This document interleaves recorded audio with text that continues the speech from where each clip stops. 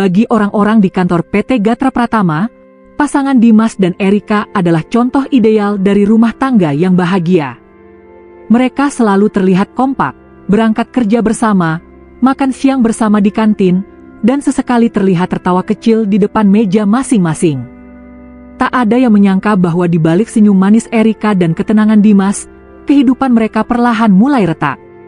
Dimas bekerja di bagian administrasi proyek, sementara Erika di bagian keuangan. Mereka menikah 5 tahun lalu setelah sama-sama meniti karir dari bawah di perusahaan yang sama. Saat itu, cinta mereka tumbuh di antara tumpukan berkas dan lembur malam. Awal pernikahan mereka berjalan bahagia. Mereka menyewa rumah sederhana di pinggiran kota, tak jauh dari kantor. Dimas adalah tipe suami yang penyabar dan penuh tanggung jawab. Ia selalu memastikan Erika tak kekurangan apapun, walau gajinya belum sebesar para kepala divisi. Namun, sejak beberapa bulan terakhir, sesuatu berubah pada diri Erika. Ia mulai sering mengeluh. "Mas, aku capek hidup begini terus. Setiap bulan gaji habis buat bayar kontrakan, cicilan motor, belanja dapur. Kapan kita bisa punya rumah sendiri, mobil sendiri, hidup yang enak kayak orang lain?" Katanya suatu malam sambil menatap layar ponselnya yang menampilkan foto-foto influencer dengan tas mewah dan liburan di Bali. Dimas tersenyum kecil, mencoba menenangkan. Pelan-pelannya, "Sayang, semua ada waktunya. Aku juga kerja keras kok biar kamu nggak kekurangan. Tapi kan kita harus sabar." Erika mendengus. Kata, "Sabar? Itu terus yang kamu bilang, Mas. Tapi sampai kapan? Hidup kita tuh gini-gini aja. Aku bosen." Dimas terdiam. Ia tahu kata-kata Erika berasal dari rasa lelah, tapi tetap saja hatinya perih mendengarnya. Ia bekerja keras, bahkan sering lembur tanpa dibayar, hanya agar bisa menabung untuk masa depan mereka. Tapi tampaknya bagi Erika, itu semua belum cukup. Sejak saat itu, suasana rumah tak lagi hangat seperti dulu. Erika mulai jarang menyambut Dimas sepulang kerja. Kadang ia sudah tertidur, kadang malah sibuk dengan ponselnya, entah mengobrol dengan siapa. Dimas berusaha berpikir positif. Ia percaya, istrinya hanya sedang stres dengan pekerjaan. Namun yang Dimas tidak tahu, Erika sudah mulai dekat dengan seseorang di kantor, Agung, bos mereka berdua. Agung adalah pria berusia 42 tahun, berpenampilan rapi dan berwibawa. Istrinya sudah lama meninggal, dan rumor di kantor mengatakan bahwa Agung sering menggoda karyawan wanita muda. Erika yang awalnya menjaga jarak, lama-lama luluh juga dengan perhatian Agung. Agung tahu betul bagaimana membuat wanita merasa istimewa. Ia sering memuji penampilan Erika, membelikannya kopi favorit setiap pagi, bahkan sesekali membantu menyelesaikan laporan agar Erika bisa pulang lebih cepat. Namun perlakuan baik itu pelan-pelan berubah menjadi perhatian yang lebih pribadi. "Erika, kamu itu punya potensi besar, loh. Kamu cantik, cerdas, dan kerja keras. Kalau kamu ada di posisi yang lebih tinggi, kamu pantas dapat kehidupan yang lebih baik," ujar Agung suatu sore di ruangannya. Erika hanya tersenyum malu. "Ah, Pak, bisa aja. Tapi saya serius," lanjut Agung sambil menatapnya. "Kamu nggak seharusnya terjebak di posisi begini terus. Kamu pantas dapat yang lebih." Kata-kata itu menancap dalam pikiran Erika. Mungkin memang benar. Ia pantas hidup lebih baik. Ia pantas dimanjakan, dihargai. Dan entah sejak kapan, Erika mulai menantikan setiap momen bersama Agung, rapat kecil, diskusi proyek, bahkan sekadar duduk di ruangan bosnya itu sambil membicarakan hal-hal pribadi. Hari demi hari, hubungan mereka semakin dekat. Sampai suatu malam, Erika pulang lebih larut dari biasanya. Saat Dimas bertanya, jawabannya selalu sama. "Lembur, Mas. Banyak laporan yang harus diserahkan ke Pak Agung." Awalnya Dimas percaya. Ia bahkan merasa bangga karena istrinya begitu berdedikasi. Tapi lama-kelamaan, rasa curiga mulai tumbuh. Erika kini pulang hampir setiap malam pukul 10, kadang lewat tengah malam. Bahkan di hari Sabtu, ia bilang harus ke kantor untuk mengejar deadline. Suatu malam, Dimas mencoba mengajak bicara. "Rika, kamu nggak capek lembur terus? Badan kamu bisa drop, loh." Erika menatapnya datar. "Kalau aku nggak kerja keras, nanti kamu bisa bantu apa? Gajimu aja udah pas-pasan."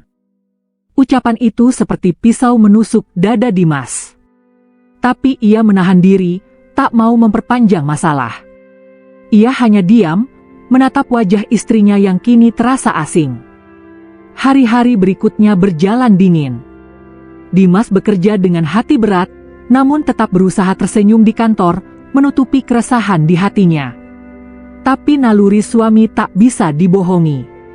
Ada yang tak beres. Suatu sore, Dimas mendapat kabar bahwa Erika akan lembur lagi malam itu. Hatinya tak tenang. Ia merasa harus memastikan sendiri.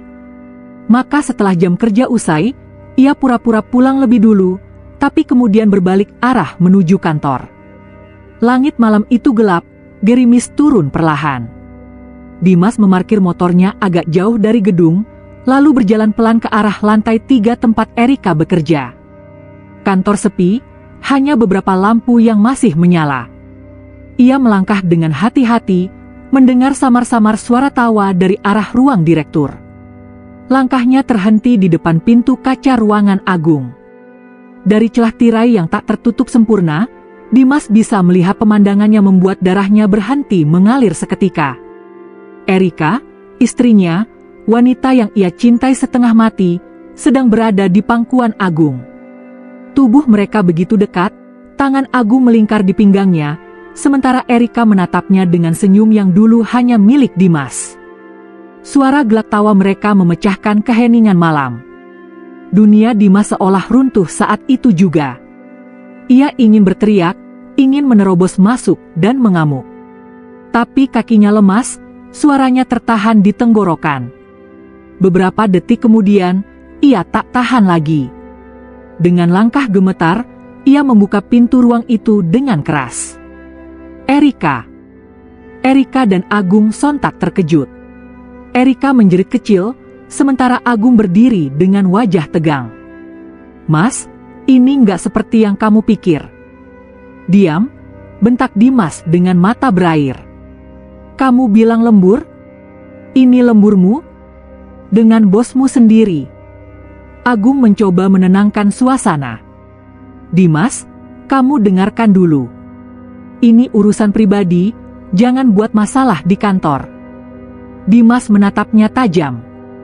"Urusan pribadi? Kamu tidur dengan istri orang dan bilang ini urusan pribadi?" Agung maju satu langkah, nada suaranya berubah dingin. "Kalau kamu ribut, kamu tahu konsekuensinya. Aku bisa buat kamu dipecat dari sini. Tutup mulutmu, Dimas, kalau kamu masih mau kerja." Ancaman itu membuat Dimas terdiam sesaat. Tapi kemudian wajahnya menegang. "Aku boleh kehilangan pekerjaanku, tapi aku nggak akan kehilangan harga diriku." Ia menatap Erika untuk terakhir kalinya. "Selamat, Rika. Kamu udah dapat hidup lebih baik yang kamu mau." Dengan langkah berat, Dimas meninggalkan ruangan itu tanpa menoleh lagi, meninggalkan dua orang yang dulu ia percayai, istrinya dan bosnya, dalam diam yang mematikan. Di luar, hujan turun lebih deras. Dan di tengah derasnya air, Dimas berjalan tanpa arah. Air mata bercampur dengan hujan di wajahnya. Malam itu, sebagian besar dirinya mati, bagian yang percaya bahwa cinta bisa bertahan menghadapi segalanya. Hujan malam itu tak kunjung berhenti. Dimas berjalan tanpa arah, membiarkan bajunya basah kuyup. Hatinya kosong. Ia tak tahu harus kemana, yang jelas, ia tak sanggup pulang ke rumah yang kini terasa seperti tempat asing, penuh kebohongan. Ia berhenti di halte tua, duduk bersandar pada tiang besi, menatap kosong ke jalanan yang sepi. Di ponselnya, notifikasi pesan dari Erika muncul berulang kali. "Mas, maaf, aku bisa jelaskan semuanya. Mas, jangan buat masalah di kantor ya, tolong. Mas, aku salah, tapi tolong jangan laporin Agung." Pesan-pesan itu membuat Dimas muak. Ia melempar ponselnya ke kursi halte, menunduk, menutup wajah dengan kedua tangan. Air matanya jatuh, bukan hanya karena rasa sakit, tapi juga karena rasa kehilangan. Pagi itu, Dimas kembali ke rumah hanya untuk mengambil beberapa barang. Erika sudah di sana, menunggu dengan wajah pucat. "Mas, dengarkan aku dulu, ya," katanya lirih. Dimas tidak menjawab. Ia membuka lemari, memasukkan beberapa baju ke dalam tas. "Mas, aku nggak tahu kenapa bisa sejauh itu. Awalnya cuma ngobrol, curhat. Pak Agung perhatian, dan aku lemah." Dimas berhenti sejenak, menatapnya dengan mata yang penuh luka. "Kamu lemah? Atau kamu bosan sama hidupku yang gak cukup mewah buat kamu?" "Mas, aku cuma ingin kehidupan yang lebih baik. Aku capek terus-terusan berhemat. Dan karena itu kamu jual kesetiaanmu." Suara Dimas bergetar. "Kamu pikir kebahagiaan cuma soal uang, Rika?" Erika terdiam. Wajahnya berubah dingin, seperti menahan marah. "Mas, hidup ini bukan cuma soal cinta. Cinta nggak bisa bayar tagihan, nggak bisa kasih kenyamanan. Aku cuma ingin merasa berharga." Dimas menggeleng pelan. "Kamu salah, Rika. Kamu bukan ingin berharga, kamu ingin berkuasa atas hidupmu dengan cara yang salah." Ia menutup tasnya. "Mulai hari ini, anggap saja aku nggak pernah ada. Aku nggak akan ganggu hidupmu lagi." Sebelum melangkah keluar, Erika berkata pelan, "Kalau kamu pergi, jangan salahkan aku kalau nanti kamu nyesel." Dimas hanya menatapnya sesaat. "Satu hal yang aku sesali cuma satu, aku terlalu lama percaya sama orang yang salah." Dan pintu itu pun tertutup. Hari-hari setelah itu berjalan berat. Dimas keluar dari perusahaan. Ia tak ingin bekerja di tempat yang sama dengan pria yang merusak rumah tangganya. Ia sempat menganggur beberapa minggu, menghabiskan waktu di kos kecil di dekat terminal. Setiap malam, kenangan tentang Erika datang menghantui. Suara tawanya, cara ia memanggil "Mas" dengan manja, semua itu kini berubah menjadi duri di dada. Tapi di tengah luka itu, Dimas tahu satu hal, ia tidak boleh jatuh terlalu lama. Suatu pagi, Dimas mendapat pesan dari mantan rekan kerjanya, Rian, yang kini bekerja di perusahaan lain. "Mas Dim, kantor baru gue lagi butuh admin proyek berpengalaman. Gajinya lumayan, bosnya juga orangnya baik. Mau gue rekomendasiin?" Dimas sempat ragu. Tapi ia butuh pekerjaan, dan mungkin inilah jalan baru yang Tuhan tunjukkan. Ia setuju. Beberapa hari kemudian, ia diterima di perusahaan konstruksi menengah bernama PT Mandiri Karya Nusantara. Lingkungannya berbeda, lebih sederhana, tapi suasananya hangat dan jujur. Di sana, Dimas bertemu dengan pemilik perusahaan, seorang pria paruh baya bernama Pak Arif, yang dikenal tegas namun bijaksana. "Rian bilang kamu pekerja keras, Mas Dimas. Di sini kita nggak butuh orang yang jenius, tapi orang yang jujur dan tangguh. Kamu siap kerja keras lagi?" kata Pak Arif pada hari pertama. Dimas mengangguk mantap. "Saya siap, Pak. Selama saya bisa dipercaya, saya akan lakukan yang terbaik." Sejak hari itu, hidup Dimas perlahan berubah. Ia bekerja sepenuh hati, datang paling pagi, pulang paling malam. Dedikasinya menarik perhatian banyak orang. Dalam waktu setahun, ia dipercaya memegang tanggung jawab sebagai koordinator administrasi proyek besar. Bukan hanya karirnya yang naik, tapi semangatnya pun hidup kembali. Ia mulai tersenyum lagi, mulai percaya bahwa luka masa lalu bukan akhir segalanya. Sementara itu, di sisi lain, kehidupan Erika justru berjalan sebaliknya. Hubungannya dengan Agung semakin terbuka di kantor. Banyak karyawan bergunjing di belakang mereka, tapi Agung tidak peduli. Ia merasa berkuasa, apalagi dengan wanita muda cantik di sisinya. Erika pun awalnya menikmati perhatian dan kemewahan yang diberikan Agung. Makan malam di restoran mahal, hadiah tas branded, liburan ke luar kota, semua yang dulu ia impikan kini jadi nyata. Namun kebahagiaan itu ternyata semu. Agung mulai berubah. Ia jadi mudah marah, terutama ketika proyek-proyek perusahaan mulai bermasalah. Beberapa tender besar gagal, laporan keuangan berantakan, dan kinerja tim menurun. Dimas yang dulu memegang kendali administrasi ternyata meninggalkan kekosongan besar. Suatu hari, Erika masuk ke ruang kerja Agung membawa laporan keuangan.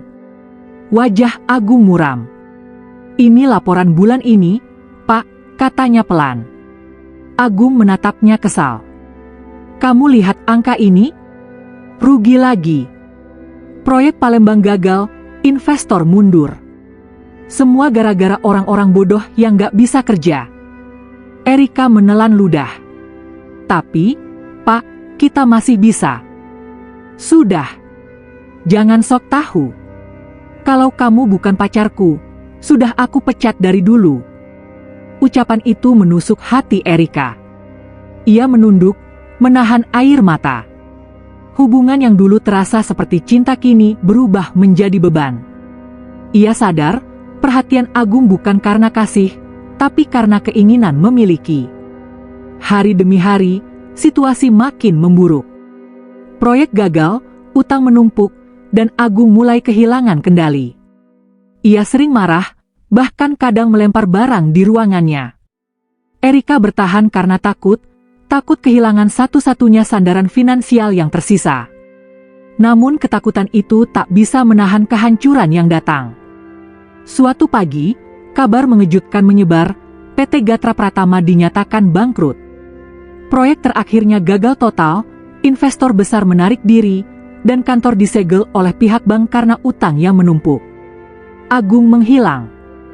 Tak ada yang tahu kemana ia pergi. Erika ditinggalkan begitu saja, tanpa uang, tanpa pekerjaan, tanpa nama baik. Sementara itu, Dimas yang kini bekerja di PT Mandiri Karya Nusantara, menunjukkan performa luar biasa. Dalam 2 tahun, ia dipercaya menjadi asisten direktur operasional, karena kerja keras, ketelitian, dan kejujurannya. Bahkan Pak Arif berkata padanya, "Saya ingin kamu bantu saya memimpin perusahaan ini. Suatu saat, mungkin kamu yang akan menggantikan saya." Dimas hanya tersenyum rendah hati. Dalam hatinya, ia sadar, tak ada balas dendam yang lebih manis dari membuktikan bahwa ia bisa sukses tanpa menjatuhkan orang lain. Namun takdir sepertinya belum selesai mempermainkan hidup mereka. Suatu sore, Dimas menerima undangan rapat bisnis dari sebuah perusahaan baru yang ingin bekerja sama. Nama perusahaannya membuat jantungnya berdegup, PT Gatra Pratama Rekonstruksi, versi kecil dari perusahaan lamanya yang kini mencoba bangkit lagi. Dan pengajunya, menurut surat resmi, adalah Erika.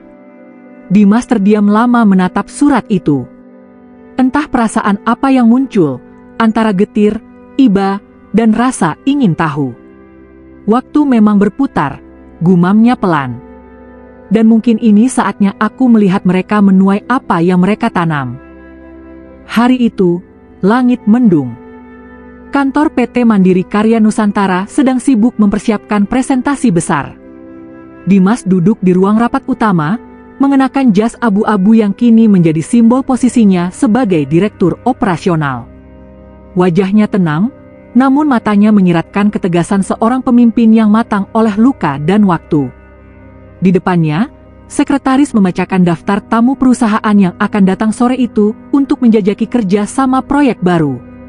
Nama itu kembali muncul di layar, PT Gatra Pratama Rekonstruksi, dengan perwakilan bernama Erika Pradipta.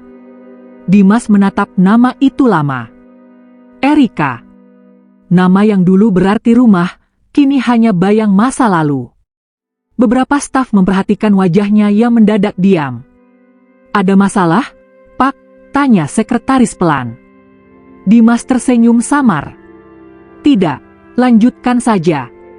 Semua diperlakukan seperti tamu biasa." Meski mulutnya berkata begitu, dadanya bergetar.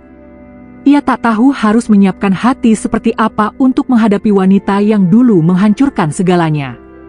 Tapi ia tahu satu hal, ia tak lagi pria yang sama seperti dulu. Sore pun tiba. Ruang rapat besar itu kini terasa dingin. Di meja panjang, Dimas duduk di kursi utama. Beberapa staf sudah siap dengan berkas dan proyektor. Saat pintu terbuka, langkah kaki bersepatu hak terdengar. Dimas mengangkat kepala. Dan di sanalah Erika berdiri. Ia tampak berbeda. Pipi yang dulu selalu dihiasi makeup kini tampak pucat. Rambutnya tak tertata rapi seperti dulu. Jas hitam yang dikenakannya tampak lusuh, dan mata itu, mata yang dulu berkilau penuh percaya diri, kini redup, menyiratkan rasa takut dan penyesalan. Ia terpaku melihat Dimas. "Dimas," bisiknya pelan, suaranya nyaris hilang. Ruangan hening. Staf yang lain saling berpandangan, tak tahu apa yang sebenarnya terjadi di antara keduanya. Dimas menatapnya sebentar, lalu dengan nada tenang berkata, "Silakan duduk, Bu Erika. Kita mulai presentasinya." Nada formal itu membuat dada Erika sesak. Ia menunduk dan duduk perlahan, sementara tangannya bergetar menata berkas. Selama presentasi berlangsung, Dimas hampir tidak menatapnya. Ia mendengarkan paparan tim Erika dengan tenang, sesekali mengajukan pertanyaan tajam namun profesional. Tak ada nada emosi, tak ada sisa cinta, hanya sikap dingin seorang pemimpin yang memisahkan masa lalu dari pekerjaan. Namun, di balik ketenangannya, Dimas tak bisa menahan ingatan yang datang bertubi-tubi, malam ketika ia menemukan Erika dalam pelukan Agung, malam ketika harga dirinya diinjak. Presentasi selesai dalam 1 jam. Saat semua orang bersiap meninggalkan ruangan, Erika masih duduk diam. Setelah semua staf keluar, hanya mereka berdua yang tersisa. Keheningan menggantung di udara. Erika akhirnya membuka suara, lirih dan gemetar. "Mas Dimas, aku nggak nyangka bisa ketemu kamu lagi." Dimas menyandarkan tubuhnya di kursi, menatapnya datar. "Dunia ini sempit, Rika. Cepat atau lambat, yang lari dari masa lalu pasti ketemu dengan apa yang dulu dia hindari." Erika menunduk, air matanya mulai menetes. "Aku tahu aku salah, Mas. Aku hancurkan semua yang udah kamu bangun. Aku bodoh. Aku pikir dengan Agung, aku bisa bahagia." Dimas menatapnya tajam. "Dan ternyata tidak, kan?" Erika menggigit bibirnya. "Perusahaan kami bangkrut. Agung kehilangan semuanya." Dia berubah kasar, suka marah, bahkan sempat, suaranya tercekat, memukul aku. Setelah itu, dia pergi. Nggak tahu kemana. Dimas menatapnya lama. Hatinya yang dulu hancur kini hanya terasa hambar. Luka itu sudah mengering, berganti jadi rasa iba. "Sekarang kamu datang ke sini, untuk kerjasama atau untuk minta maaf?" Erika menatapnya, menahan tangis. "Keduanya. Aku butuh kerjasama untuk menyelamatkan perusahaan, tapi aku juga ingin kamu tahu, aku nyesel. Tiap malam aku lihat wajahmu di mimpi, Mas. Kamu yang aku sakiti, tapi juga kamu yang aku harapkan bisa maafin aku." Dimas menghela napas pelan. "Erika, maaf itu bukan kunci untuk membuka masa lalu. Aku udah maafin kamu dari lama, tapi bukan buat kamu, buat diriku sendiri. Supaya aku bisa jalan terus tanpa kebencian." Erika menatapnya dengan mata berkaca-kaca. "Jadi, kamu nggak dendam?"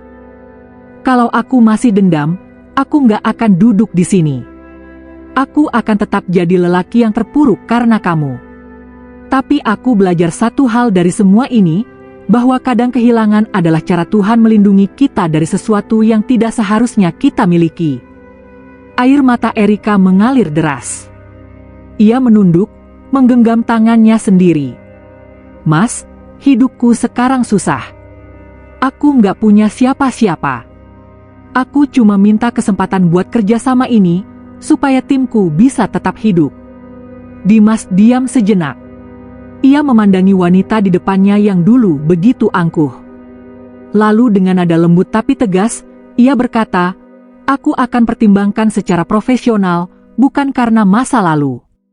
Tapi jangan harap aku akan kasihan. Dunia kerja nggak mengenal belas kasih." Erika mengangguk pelan. "Aku ngerti, Mas." Dimas berdiri, merapikan jasnya. "Kamu boleh keluar sekarang. Nanti timku akan hubungi kamu untuk hasil rapat." Saat Erika berdiri, matanya kembali berkaca-kaca. Ia ingin berkata sesuatu, tapi lidahnya keluh. Yang bisa ia lakukan hanya menunduk dan melangkah pergi, meninggalkan ruangan itu dengan hati yang lebih berat dari sebelumnya. Dimas menatap pintu yang tertutup pelan. Ia menghela napas panjang. Ternyata rasa sakit bisa sembuh, tapi bekasnya tetap terasa, gumamnya lirih. Beberapa hari kemudian, saat pulang dari kantor, Dimas berhenti di lampu merah. Di seberang jalan, ia melihat seseorang yang tampak familiar, seorang pria berpakaian lusuh, memarkir motor bebek tua dengan jaket bertuliskan "Ojol Cepat". Pria itu menunduk, menatap layar ponselnya sambil menunggu order. Dimas memperhatikan lebih seksama, dan hatinya seolah berhenti berdetak. Itu Agung, bosnya dulu, pria yang pernah mengancamnya, merebut istrinya, menghancurkan hidupnya. Rambut Agung kini beruban, wajahnya kusam, tubuhnya tampak kurus. Dunia benar-benar berputar. Dimas diam. Ia tidak marah. Tidak juga bangga. Ia hanya menatapnya dengan rasa iba yang tulus. Saat lampu berganti hijau, ia berbisik pelan. "Semoga Tuhan ampuni kamu, seperti aku belajar mengampuni." Ia melajukan mobilnya perlahan, meninggalkan masa lalu yang kini benar-benar tertinggal di belakang. Malam itu, di kamar apartemennya, Dimas duduk di balkon sambil menatap langit kota yang dipenuhi lampu. Hatinya tenang, tak ada lagi beban. Ia menyadari, kadang kemenangan bukan soal membalas, tapi soal bertahan dan menjadi lebih baik dari masa lalu. Namun, takdir belum selesai. Esok paginya, ia menerima kabar bahwa perusahaan Erika gagal menandatangani kerja sama lain. Mereka nyaris gulung tikar. Dan sore itu, Erika datang lagi ke kantornya, tapi kali ini bukan untuk berbicara tentang kerjasama, melainkan untuk meminta pekerjaan. Hujan sore itu mengguyur halaman gedung kantor milik Dimas. Air menetes dari kanopi, menciptakan ritme pelan di antara hiruk-pikuk kota yang nyaris padam oleh cuaca. Dari balik jendela ruangannya yang luas dan elegan, Dimas memandang keluar dengan diam. Di tangannya ada sebuah berkas lamaran, nama di bagian atasnya membuat dadanya terasa sesak, Erika Pratiwi. Sudah bertahun-tahun sejak malam kelam itu di kantor lamanya, saat semua kebohongan terbongkar. Kini Erika datang bukan sebagai istri, bukan juga sebagai seseorang yang minta dikasihani, melainkan hanya sebagai pelamar kerja biasa. Dimas menghela napas. Ia sempat menutup berkas itu, ingin menolak. Tapi ada bagian kecil dari hatinya yang berbisik, mungkin dia juga ingin menebus semuanya. Akhirnya, Dimas memanggil sekretarisnya, lalu berkata, "Terima dia. Tapi tempatkan di posisi administrasi, bagian bawah. Jangan beri perlakuan khusus apapun." Sekretarisnya mengangguk, mencatat dengan rapi tanpa banyak tanya. Hari-hari pertama Erika di kantor itu berjalan berat. Banyak karyawan yang mengenalnya sebagai mantan istri Pak Dimas, sebagian berbisik, sebagian hanya menatap penuh iba. Tapi Erika menunduk, tak pernah membalas. Ia bekerja dengan rajin, datang paling pagi, pulang paling sore. Tak ada lagi dandanan glamor, tak ada parfum mahal. Hanya perempuan sederhana dengan wajah lelah tapi tulus.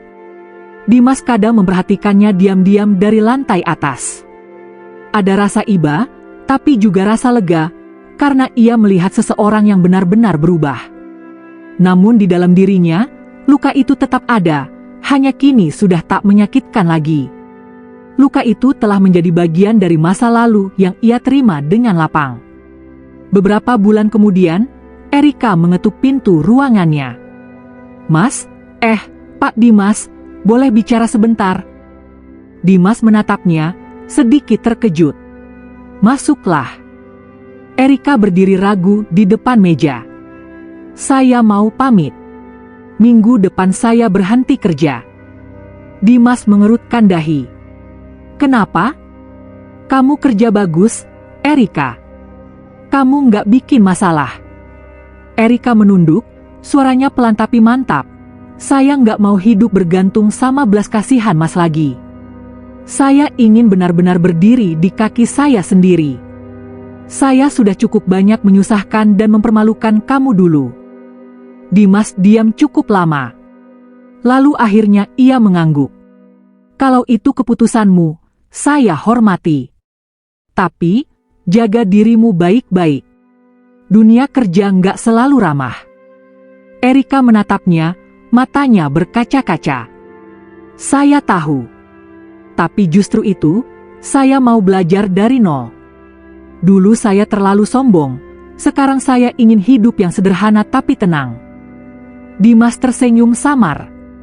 "Semoga kamu benar-benar menemukannya." Beberapa bulan berlalu. Di pasar kecil dekat rumah-rumah warga, tampak seorang perempuan sedang menata sayuran di lapak sederhana. Wajahnya bersih tapi polos, rambutnya diikat seadanya. Itu Erika, mantan istri Dimas yang dulu hidup dalam kemewahan, kini memilih jalannya sendiri. Setiap pagi ia datang pukul 5, membawa dagangan dari petani langganannya. Ia belajar tawar-menawar, melayani pelanggan dengan sabar, dan bahkan tersenyum pada ibu-ibu yang sering memuji sikapnya yang sopan. Suatu siang, ketika sedang menata tomat di keranjang, seseorang menghampirinya. "Erika." Ia menoleh. Dimas berdiri di sana, mengenakan kemeja santai, tanpa jas kebesaran atau aura bos seperti biasanya. Hanya senyum tenang. "Mas Dimas," ucap Erika gugup. "Kok bisa di sini?" Dimas tertawa kecil. "Kebetulan lewat. Ada proyek perusahaan di daerah sini. Tiba-tiba lihat kamu lagi jualan. Gimana kabar kamu?" Erika tersenyum malu. "Baik, Mas. Capek, tapi bahagia. Hidup saya jauh lebih ringan sekarang. Nggak perlu lagi pura-pura kuat atau pura-pura kaya." Dimas mengangguk pelan. Ia mengambil satu kantong cabai dan membayarnya dengan uang lebih. "Saya beli ini. Sisanya buat nambah modal." Erika buru-buru menolak. "Jangan, Mas. Saya nggak mau dikasihani." Dimas tersenyum, menatap matanya dengan tulus. "Ini bukan kasihan, Rick. Ini tanda terima kasih. Karena kamu sudah berani berubah."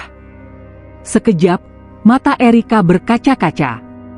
Ia menggenggam erat kantong plastik itu dan berkata lirih, "Makasih, Mas. Dulu saya jatuh karena kesombongan saya sendiri. Tapi dari semua yang saya alami, saya belajar kalau yang paling berharga itu bukan harta, tapi ketenangan hati." Dimas menatapnya dalam diam. "Saya senang kamu sadar itu. Hidup kadang harus mutar jauh dulu biar kita ngerti artinya bersyukur." Ia pamit, melangkah pergi. Erika menatap punggungnya sampai menghilang di tikungan pasar. Di wajahnya terlukis senyum kecil, bukan karena masih cinta, tapi karena akhirnya, semua luka dan penyesalan itu telah berubah jadi ketenangan. Beberapa tahun kemudian, Erika membuka kios kecil dengan nama Warung Dimas.